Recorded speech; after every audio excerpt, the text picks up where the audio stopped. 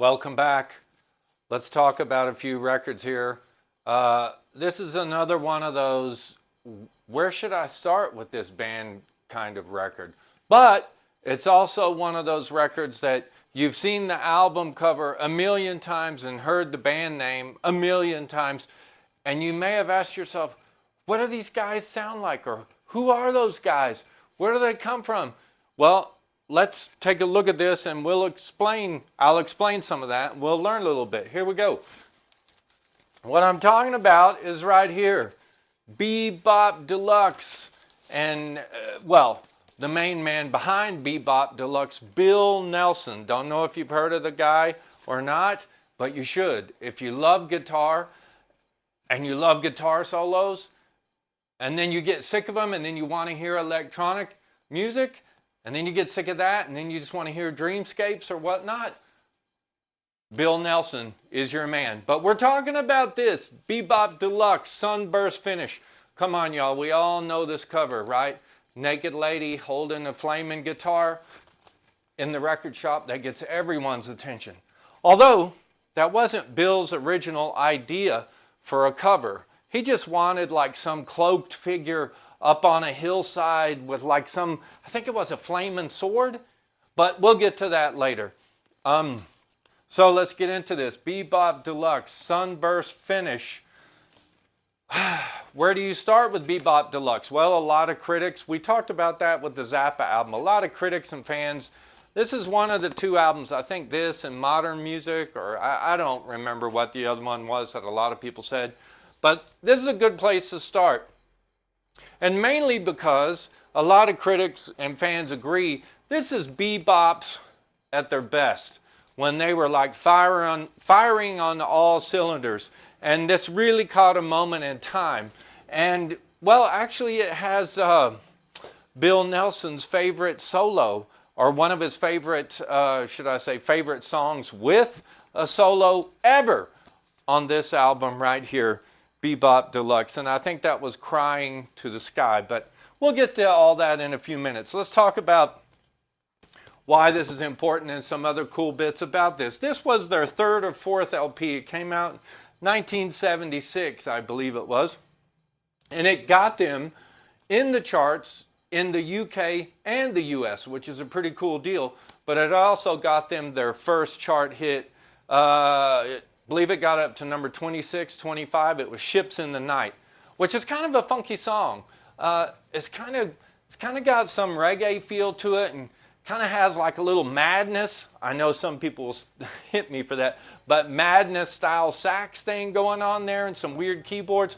Actually, a lot of the songs on this record, Bill Nelson had just gone through a divorce, so obviously he was a bit of an emotional wreck, and well, out of the hurt, it inspired him to write some stuff, which I said led to his favorite guitar solo and one of his favorite songs ever, the Crying to the Sky.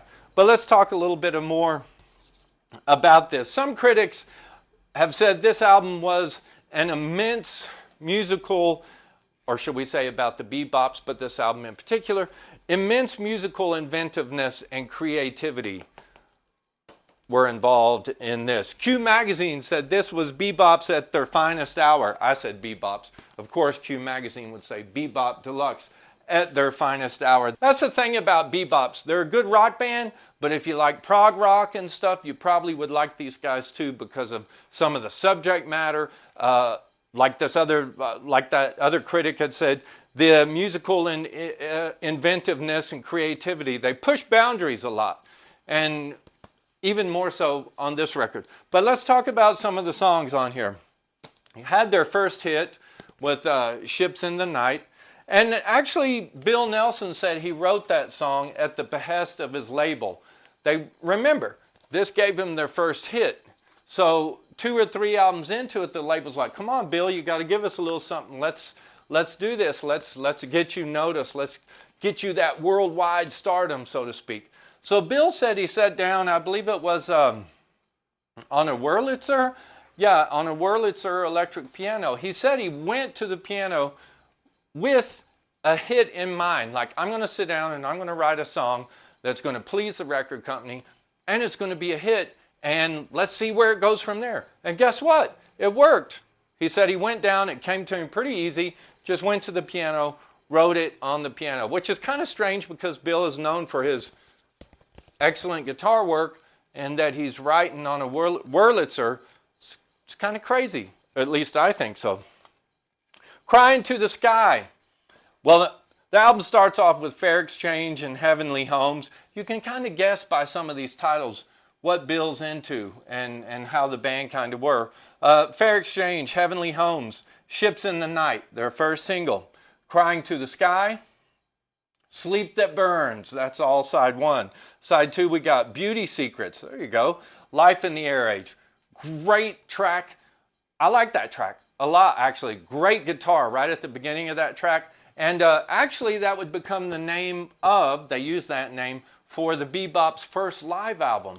So you should check that out. If for no other reason, one of the best guitar solos you've ever heard in your life on Adventures in a Yorkshire landscape on that album, Live in the Air Age.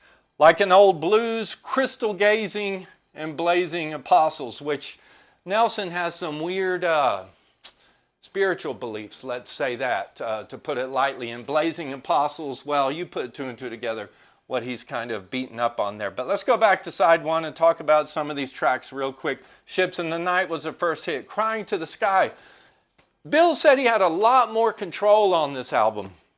And basically, for all you guitar nerds, the whole album was basically recorded with just one amp, with a Carlsboro amp. And this was recorded in Abbey Road. Now, a little thing here. Bill says his favorite tone, his favorite solo was on this Crying to the Sky. The song itself was pretty much, we can say, inspired by his divorce with his wife. And, well, there was a few things in there. When it came time to record and do the solo, he just wanted to play from emotion. And a lot of people comment about the solo in this song and ask Bill, how'd you get that tone? What'd you do? What'd you do? And Bill said they were in Abbey Road, recording where the Beatles did. He just took that little amp, went all the way across the room, put the speaker towards the wall, had a really good lead, went to the other side of the room, turned the amp up as high as it would go. Then he just let it rip.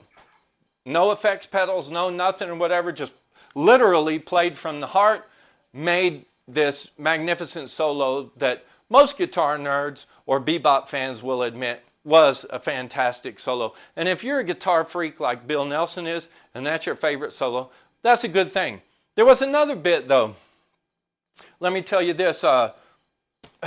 Nelson had said he was trying to move away from like being too heavy and maybe Led Zeppelin sounding, you know, too heavy playing on his guitar. So he wanted to kind of do something a little more Hendrixy. And actually this Crying to the Sky was kind of an homage to Hendrix. When he was doing a few bits on that song, there's a bit with a little background, what do you say, not background, backwards vocals on that track. And he had asked the producer at the time, like, hey man, do you know how to do that? And the reason why is because Nelson had heard the Beach Boys do it on Feel Flows. And he was like, man, I want to incorporate that Beach Boys sound into this track. So the producer at the time or the engineer did say, yeah, I do know how to do that. So made it onto the album. Actually, while we're still on that song, Bill says two of his best solos of the era, of bebop's best era, or two of his best solos ever was during this era. And of course we know one is on Crying in the Night. Sleep That Burns. What is that about? Well, you can kind of guess. It was inspired by a dream, a funky dream. When Bill Nelson was a kid, he was heavily, heavily into Peter Pan.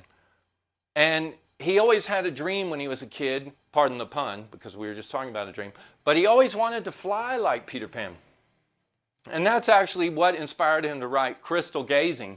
He just thought if he could fly like Peter Pan and fly over London and peer in all those windows with the candle-lit lights going on, what would it be like? Well, I guess we know when we listen to Crystal Gazing, we get Bill Nelson's version of what it's like to fly like Peter Pan, so to speak. Look on the back. And you see who was the producer on this album. Does it list it? I guess it doesn't. But if you look on the inside and the sleeve, you will see, it's interesting to note, this was the debut album that John Leckie produced. Who's John Leckie? You may think the name's a little familiar. He did Simple Minds, he did XTC, did one of the greatest albums of all time, Stone Roses, their debut album, and for the kids who were into the newer music, went on to produce Radiohead. So it's also unique because this is Leckie's first debut at producing an album. Real quick, and we'll tie it up after this, the cover. Everybody knows this cover. Naked lady in a tube with a guitar on fire. Who doesn't love something like that?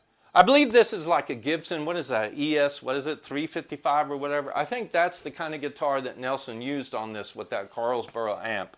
But anyway, the cover, like I said, Nelson had originally envisioned, what was it, a guy standing on a hill with a blazing guitar. I thought it was just a blazing sword.